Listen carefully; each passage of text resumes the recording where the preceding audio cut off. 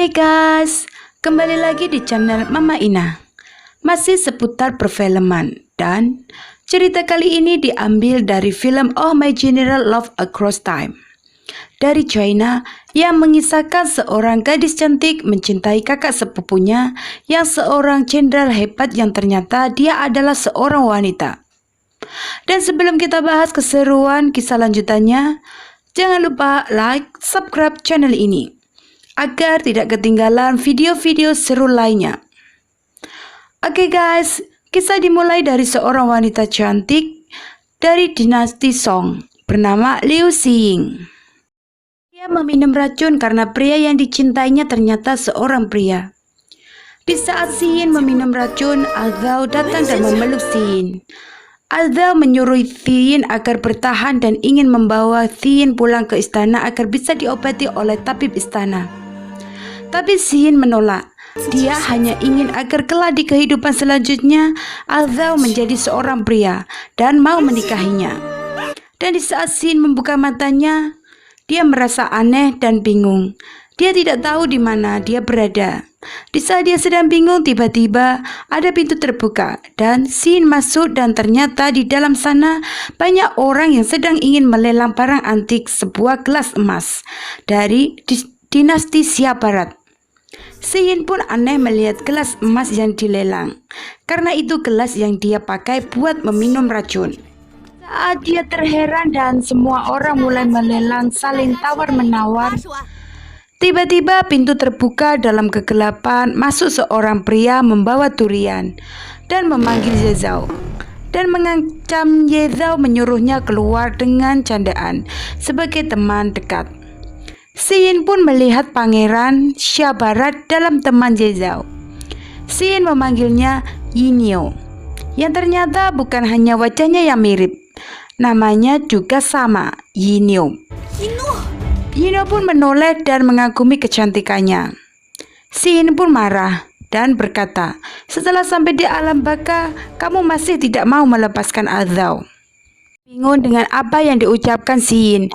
Bukan hanya itu saja, Xiying pun mengeluarkan jarum dari cincin tangannya yang kemudian berhasil ditamen dengan durian yang dibawanya. Xiying menyerang habis-habisan Yinio. Kakse ketua yang menyelenggarakan lelang menyuruh Barbie mengambil kembali gelas emas antik dan pergi dengan semua anak buahnya. Karena Xiying masih menyerang Yinio tanpa ampun, Barbie yang membawa gelas emas antik menabrak Yinio dan Yinio jatuh, gelas emas pun jatuh di kepala Yinio. Yinio pun melihat kejadian di saat Pangeran Xia Barat berperang, karena memang sebenarnya dia adalah reinkarnasi dari Pangeran Xia Barat. Xiying pun ingin memukul Yinio di saat dia sudah tidak berdaya dan kemudian dihentikan oleh Ye Zhao. Ye Zhao adalah Azhao. Dia menempati janjinya untuk jadi pria dan menikahinya. Azhao membantu Yinio untuk bangun dan memapahnya dan meninggalkan Xiying. Xiying pun mengejar Ye Zhao dan Yu, rekan kerja Azhao, melihatnya. Dalam perjalanan mengejar Ye Zhao, di jalan dia berjumpa dengan segerombolan anak muda yang sedang menari. Xiying heran dengan penampilan mereka dan dia melihat baju yang dipakainya. Setelah itu datang wanita pemandu wisata. Dia menyuruh semuanya agar bergegas cepat karena pameran barang bersejarah dinasti Song yang berusia ribuan tahun setengah jam lagi akan dimulai. Xiying pun bertanya pada pemandu, apakah dinasti Song sudah ribuan tahun dari sekarang? Pemandu itu pun menjelaskan ke Xiying. Di sanalah Xiying menyadari kalau dia sudah ada di dunia lain. Hujan pun turun, dia mencari tempat berteduh dengan bajunya yang sudah basah terkena hujan. Dan Yu, rekan kerja Ye Zhao, melihat. Karena tak tega dan mengira kalau Xiying kekasihnya Ye Zhao, dan Yu memberi alamat Ye Zhao kepada Xiying. Xiying pun datang ke rumah Ye Zhao. Ye Zhao pun memarahi Dan Yu karena sudah ngasih alamat ke Xiying, wanita yang dia tidak kenal sama sekali. Xiying ingin agar Ye Zhao menerimanya karena dia tidak punya tempat tinggal. Zhao ingin menolaknya, akan tetapi tiba-tiba ada ibu-ibu yang berbisik kalau Zhao tega dengan pacarnya. Zhao pun menyuruhnya masuk dan memberinya pakaian agar tidak sakit dan menyuruhnya mandi. Yin tidak tahu cara menyalakan keran. Zhao mengajarinya. Dan tanpa sengaja Yin mencoba memutar keran dan airnya menyiram ke Zhao. Mereka pun saling main air. Sesudah mandi, Zhao menelpon dokter dan menceritakan tentang Yin. Dokter pun menyarankan agar Zhao bersikap baik dengannya sampai menemukan keluarganya. Karena dari ciri-ciri yang diceritakan Zhao, dokter memvonis Yin sakit maniak cinta, harus dirawat secara intensif. Zhao pun menanyakan ke Yin apa dia sudah lapar. Yin pun langsung bilang ke Zhao, apa kamu sudah lapar? Dan menawarkan ingin memasakkan buat Zhao. Zhao pun menyuruh Yin membuatkannya mie rebus saja. Yin menanyakan kompornya ada di mana. Zhao menyuruh menggunakan gas kecil, tapi Yin tidak tahu bagaimana cara menggunakannya. Yin menyalakan korek api di gasnya langsung. Zhao pun melihat dan dengan cepat melompat ke arah Yin. Mereka pun terjatuh dan saling tindih-menindih. Yinyu datang dan dia bilang katanya tidak kenal. Zhao pun membawa Yinyu keluar dan menjelaskan dia memang tidak mengenalnya. Dan dia sedang sakit, jadi jangan sembarangan dengannya. Yinyu pun masuk ke dalam. Tiba-tiba Yinyu teriak minta tolong. Zhao pun bilang ke Yinyu, sudah aku bilang jangan sembarangan. Yinyu pun bilang dia belum sempat ngapa-ngapain. Yin bilang ke Zhao kalau Yinyu telah menghinanya. Yinyu pun bilang kalau dia hanya mengucapkan 2 kata saja. Sebelum Yinyu menjawab, Yin menjawab dia memanggilku Xiuche, yang artinya wanita penghibur. Yinyu pun bingung. Zhao pun bertanya pada Yin akan memanggilnya apa. Yin berkata untuk wanita yang belum menikah harus memanggilnya Niangzi, yang artinya nona di zaman dahulu. Yinyu pun tambah bingung dan bilang ke Zhao kalau otak Yin benar-benar bermasalah dan pergi meninggalkan mereka berdua. Keesokan harinya Yin pergi ke pasar membeli banyak sayuran dan buah-buahan dan membayarnya menggunakan gelangnya. Saat sampai di depan rumah, dihentikan ibu-ibu yang ingin tahu tentang Yin agar tidak ditindas dan menjelaskan kalau zaman sekarang wanita dan pria sama sejajar posisinya. Wanita tidak harus mengurus rumah tangga, akan tetapi juga bisa bekerja.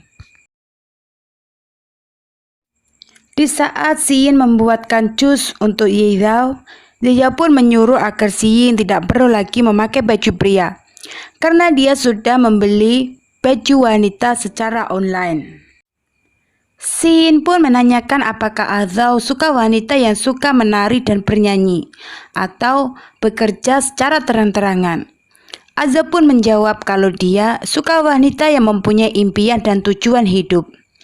Yin pun senang dan keesokan harinya Yin mencari pekerjaan dari koran.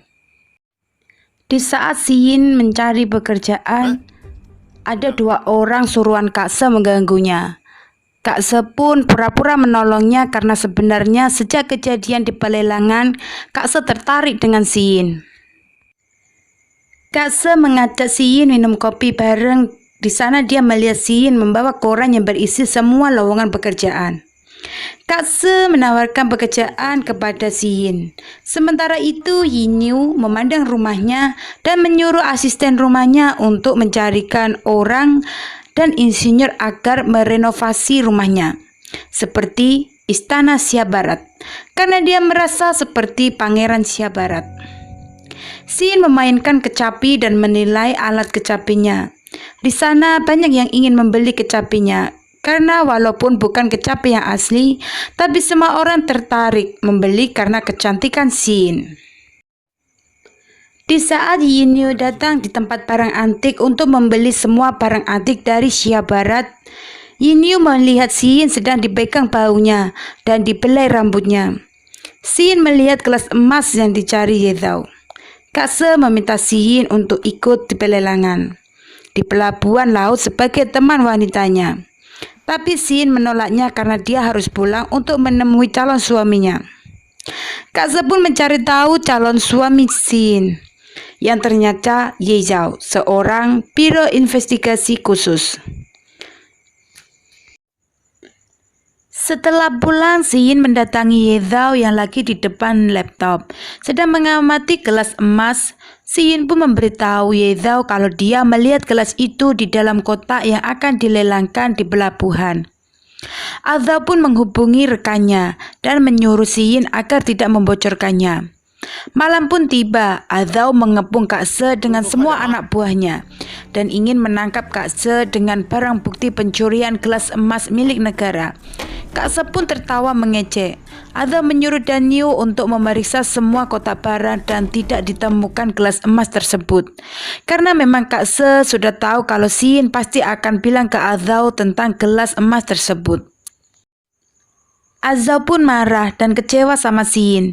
Apalagi Yin Yu bilang ke Zhao kalau dia melihat Xin dan Kak Se begitu dekat.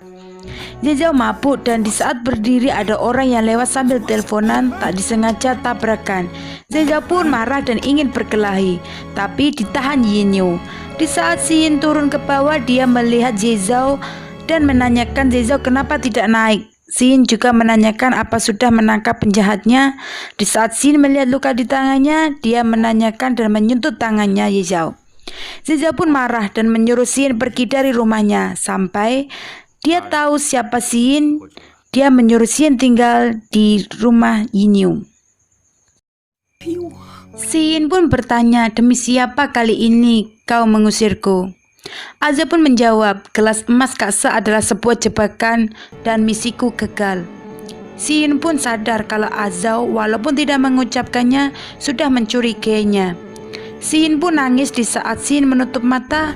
Tiba-tiba pot bunga dari atas jatuh dan Zhao pun melihat dan dengan sikap menyelamatkan Xin sehingga membuat pot bunga mengenai kepalanya dan berdarah.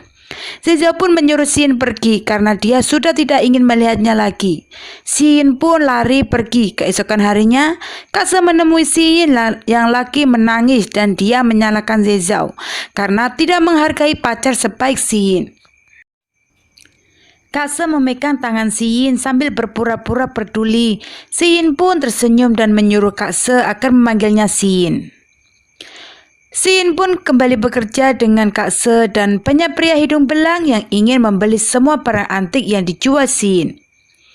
Kak Se kagum dan menyuruh asistennya untuk menyiapkan makan malam romantis buatnya. Barbie pun cemburu dan menanyakan ke Kak Se, bukankah dulu dia bilang ingin menikahinya? Tapi Kak Se justru mendorong Barbie dan mengatakan, aku tidak akan menikahi wanita murahan. Bahkan sebelum pergi Kak Se juga menendang Barbie. Malam pun tiba, Kak Se dan Xin makan malam bersama dan telepon Kak Se berdering. Dan dia mengangkat telepon menjauh dari Xin. Di sana Kak Se menyuruh anak buahnya agar memberi informasi lelang gelas palsu pada Zhao. Dan yang aslinya disuruh membawa keluar lewat jalur laut. Kak Se juga menyuruh anak buahnya agar membunuh Zhao sekalian. Xin pun menguping Kak Se. Kak Se pun merasa ada yang mendengarkan obrolannya di telepon. Tapi Kak Se tidak melihat siapapun. Xin kembali duduk. Kak Se datang, Xin sudah ada di tempatnya. Kak Se tidak mencurigainya. Keesokan harinya Yin Yu datang untuk membeli barang antik milik kerajaan Xia Barat. Di sana dia melihat lonceng dan ingin membelinya. Xin pun bilang tidak menjualnya karena itu barang milik selir kesayangan Raja Xia Barat. Yin Yu pun ngoceh seperti yang ada di dalam buku sejarah dan bilang memang pantas kalau selirnya mati sebelum ada korban lagi. Yin Yu pun memberitahu agar tidak menyalahkan Zhao karena Zhao tega demi kebaikan Xin. Xin pun memasukkan kertas di sakunya dan menamparnya. Dia juga memfitnah Yin Yu sehingga Yin Yu diusir keluar. Yin Yu pun menyadari di sakunya ada kertas dan mengambilnya, yang isinya ada tipuan di lelang. Gelas emas yang asli dikirim dari transportasi air. Yinio pun memberikan kertas itu pada Ye Zhao. Ye Zhao menyuruh Dan Yu dan rekan lainnya agar ke jalur air. Sementara Ye Zhao pun akan datang ke lelangan. Dan di acara pelelangan ternyata Yin Yu sudah ada di pelelangan. Ye Zhao pun menanyakan kenapa dia bisa ada di sini. Yin Yu pun menjawab ingin menemaninya dalam hal dungu. Seperti biasa, Kak Se memantau dari CCTV. Dan dia merasa berhasil memancing Ye Zhao. Dia pun meminum arak dari dalam teko. Si Yin pun datang dan ingin memulai pelelangan dengan penampilan yang membuat semua orang terpesona. Dan menjelaskan asal mula gelas emas antik yang ingin dibuat pelelangan. Dia pun menceritakan semua kisahnya yang mencintai pria tapi ternyata wanita. Setelah dia menceritakan semuanya, dia menjatuhkan gelas emas dan bilang kalau ini hanya gelas emas palsu. Kak Se pun menyuruh anak buahnya untuk menangkap Si Yin. Si Yin pun melemparkan jarum dari cincinnya dan melanjutkan kisahnya kalau gelas yang asli di dalamnya mengandung racun rumput Zuxian yang tidak beraroma dan tidak akan rusak. Dia akan menghasilkan racun yang dahsyat bila dicampur arak. Racunnya bisa menghancurkan tulang dan hati orang yang terkena racun akan mati secara menggenaskan. Dan Si Yin menyuruh semua orang untuk menebak di mana gelas yang asli sambil menatap ke CCTV. Kak Se pun berpikir dan melempar teko yang ada di depannya. Dan dia melihat gelas emas. Kak Se pun merasa kesakitan dan keluar sambil menodongkan senjata api, meminta obat penawar, bahkan menawarkan sejumlah uang. Si Yin pun menanyakan dari mana dia mendapatkan gelas emas itu. Kak Se pun memberitahu kalau dia mencuri dari kerajaan kuburan Xia Barat. Si Yin pun tidak memberinya obat penawar. Kak Se pun marah dan ingin menembak Si Yin. Namun dari belakang Ye Zhao menembak Kak Se. Perbi pun datang membawa anak buah. Kak Se pun meminta bantuan ke Perbi. Namun Perbi masih ingat dengan ucapan Kak Se yang memanggilnya wanita murahan. Perbi pun membunuh Kak Se dan menyuruh anak buahnya untuk menghabisi Ye Zhao dan Si Yin. Perang pun dimulai dan Si Yin Ye Zhao pun berhasil mengalahkan semuanya. Perbi pun ingin menembak Ye Zhao. Si Yin melihatnya dan dia segera menyelamatkan Ye Zhao. Sehingga Si Yin tertembak. Di saat Ye Zhao ingin menembak Perbi, Perbi pun mengatakan kalau di kalung yang dipakai Si Yin ada bomnya. Dan Perbi ingin agar gelang emas diberikan padanya. Yinio pun memukul Perbi dari belakang dengan durian. Polisi pun menangkap Perbi dan Yinio menangis karena gelas emasnya sudah patah. Si Yin pun bilang kalau gelas emas yang asli yang tadi dia jatuhkan di saat pelelangan. Dan masalah racun, dia hanya meracik ramuan sembarangan yang akan membuat orang sakit perut saja. Yinio pun menaruh gelas emas di museum karena gelas emas bukan miliknya. Dan Ye Zhao menerima Si Yin dan mulai mencintainya. Oke guys, terima kasih karena sudah singgah di channel ini. Dan jangan lupa menyaksikan film-film terbaik lainnya dari channel ini.